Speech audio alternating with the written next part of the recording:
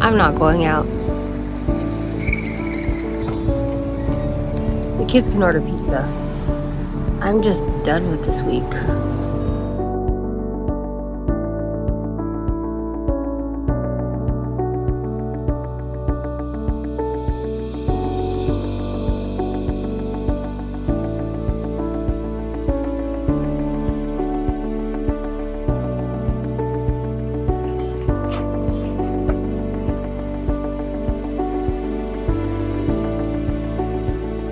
Hi, ma'am. You told me to get a 10% discount on all of the goods. All right, thank you so much. All right, have a good evening.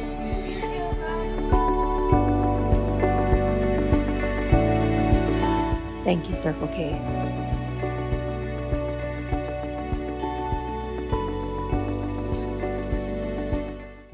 So thank you so much, Mary, for talking to us today.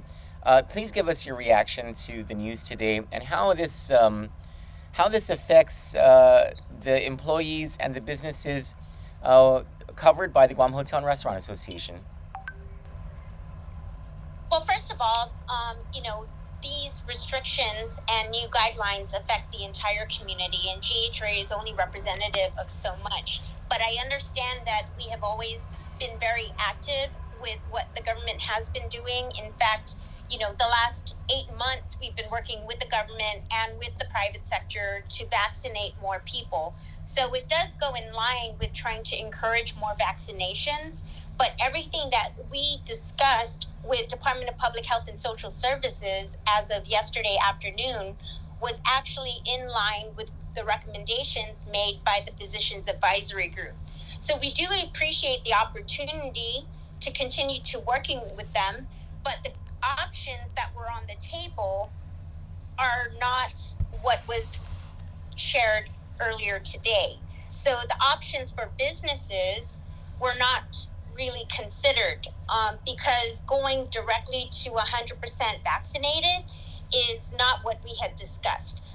We only discussed the recommendations from the Physicians Advisory Group, which included options for businesses. If they do not want to require proof of vaccination, they can operate at 50%, which we feel is reasonable because that's what we were operating at before the restrictions were lifted in July, and also when we had a low CAR score and low infection rate. So we thought that was reasonable because it's just going back to the model that we've been working under in PCOR 3. Okay.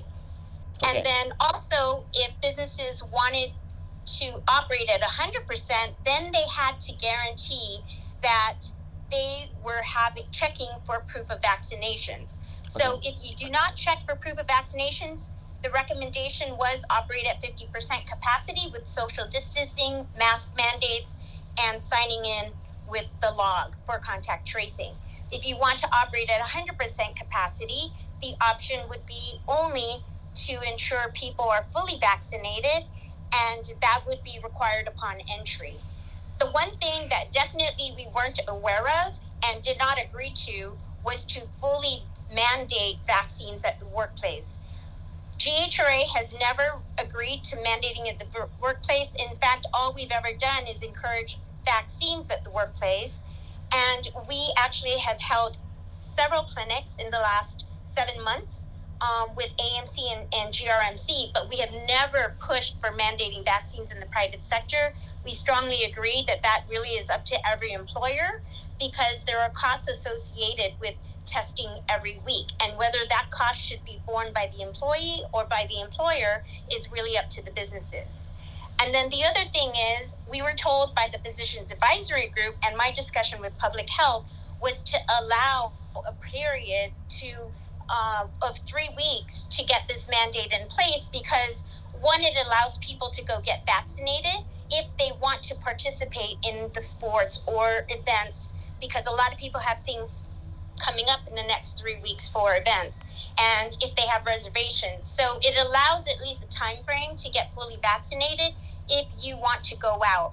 And so the 3-week time period allows people to get vaccinated, but also the businesses to acclimate to the new guidelines and to make the decision of how they're going to operate. So, of course, GHRA only discussed having options to allow businesses to make the decisions, not a full mandate of 100% fully vaccinated by both customers and employees.